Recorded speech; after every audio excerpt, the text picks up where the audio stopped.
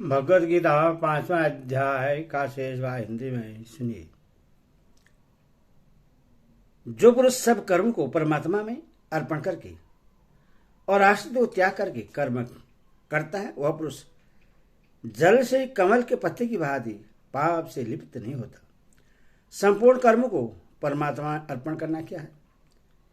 ईश्वर की भक्ति, देवताओं का पूजन, माता पिता आदि गुरुजनों की सेवा, यज्ञ, दान और तप तथा वर्णाश्रमानुकूल अर्थोपार्जन संबंधी और खान पान आदि शरीर निर्वाह संबंधी जितने भी शास्त्र विहित कर्म हैं, उन सब को ममता का सर्वदा त्याग करके सब कुछ भगवान का समझकर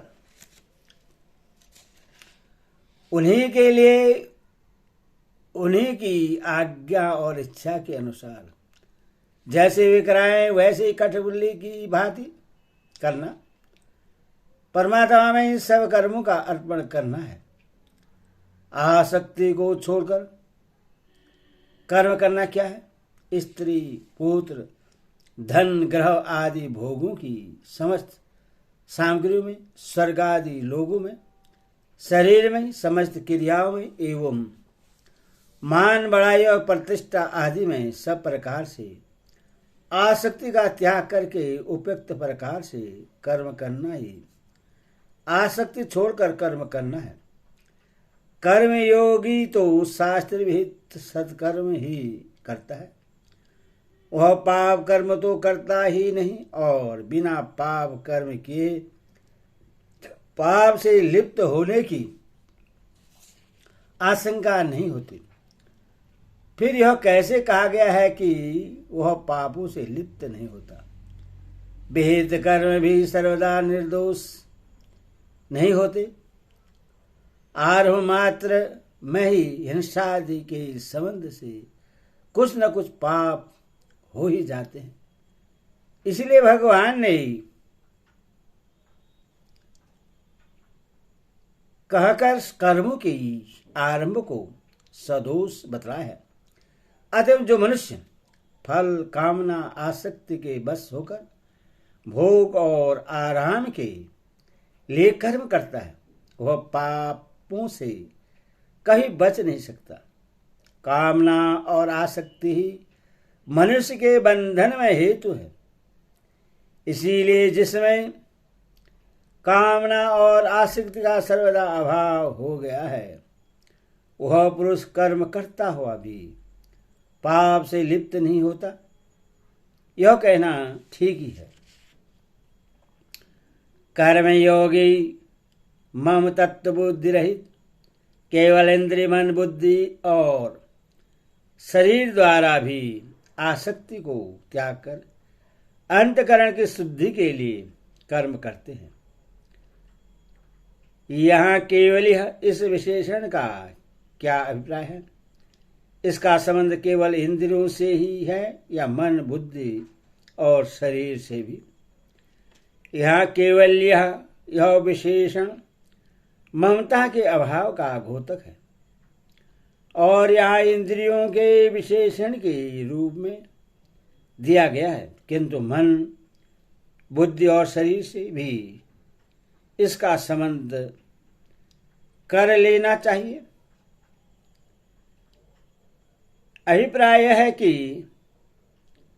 कर्मयोगी मन, बुद्धि, शरीर और इंद्रियों में ममता नहीं रखते।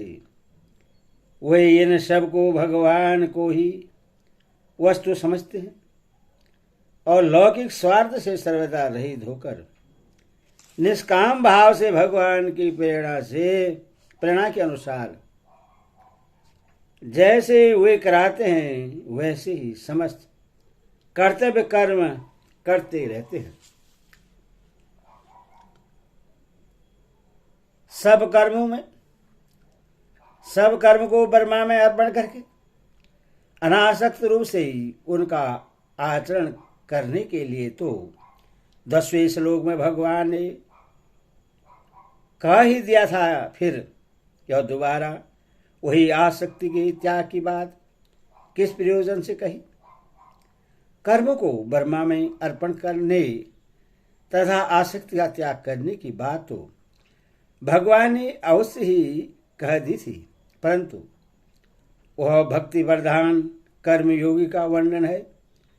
जैसे इसी अध्याय की 8वीं और 9वीं श्लोक में सांख्य योगी के मन, बुद्धि, इंद्रिय, प्राण और शरीर द्वारा होने वाली समस्त क्रियाएं किस भाव और किस प्रकार से होती है यह बतलाया था।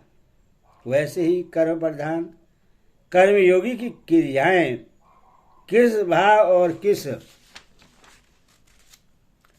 प्रकार से होती हैं यह बात समझाने के लिए भगवान कहते हैं कि कर्मयोगी मन, बुद्धि, इंद्रिय और शरीरादि में एवं उनके द्वारा होने वाली किसी भी क्रिया में ममता और आसक्ति न रखकर अंतकरण की शुद्धि के लिए ही कर्म करते हैं।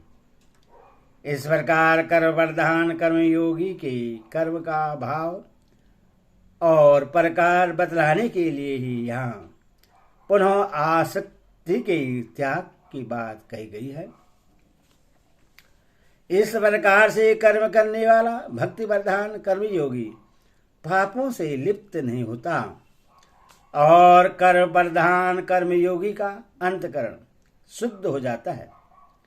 यह सुनने पर इस बात की जिज्ञासा होती है कि कर्मयोग का यह अंतकरण शुद्ध रूप इतना ही फल है या इसके अतिरिक्त कुछ विशेष फल भी है। एवं इस प्रकार कर्म न करके सकाम भाव से शुभ कर्म करने में क्या हानि है। अतएव अब इसी बात को सर्वस्व रूप से समझाने के लिए भगवान कहते हैं कर्मयोगी कर्मों के फल का त्याग करके भगवत प्राप्ति रूप शांति को प्राप्त होता है और सकाम पुरुष कामना की प्रेरणा से फल में आसक्त होकर बदलता है। 8वें श्लोक में युक्त शब्द का अर्थ सांख्य योगी किया गया है। फिर यहाँ उसी युक्त शब्द का अर्थ कर्मयोगी कैसे किया गया।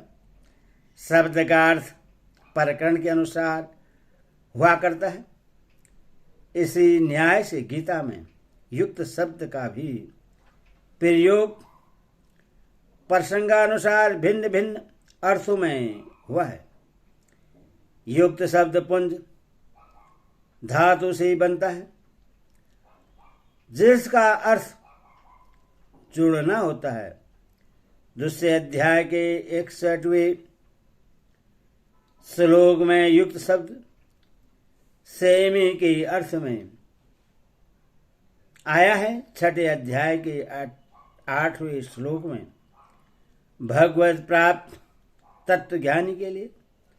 7वें श्लोक में आहार विहार के साथ होने से औचित्य के अर्थ में और 18वें श्लोक में ध्यान योगी के अर्थ में उपयुक्त हुआ है तथा 7वें अध्याय के 22वें श्लोक में वही श्रद्धा के साथ होने से सहयोग का वाचक माना गया है।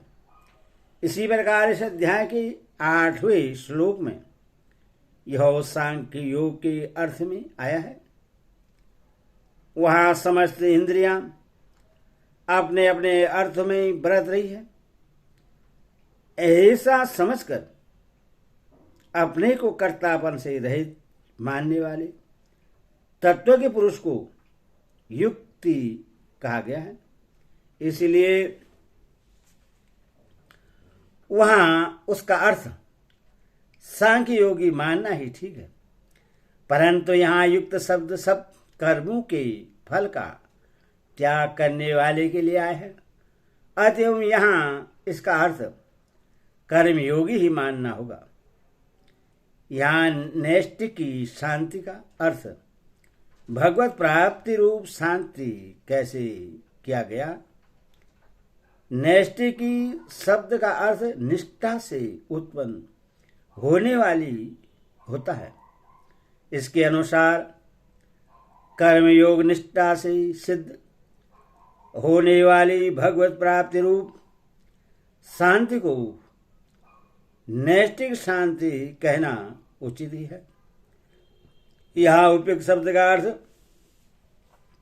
परमादि आलस्य या कर्म नहीं करने वाला न करके सकाम पुरुष कैसे किया गया है। कामना के कारण फल में आसक्त होने वाले पुरुष का वाचक होने से यहाँ अयुक्त शब्द का अर्थ सकाम पुरुष मानना ही ठीक है। यहाँ बंधन का क्या अभिप्राय है।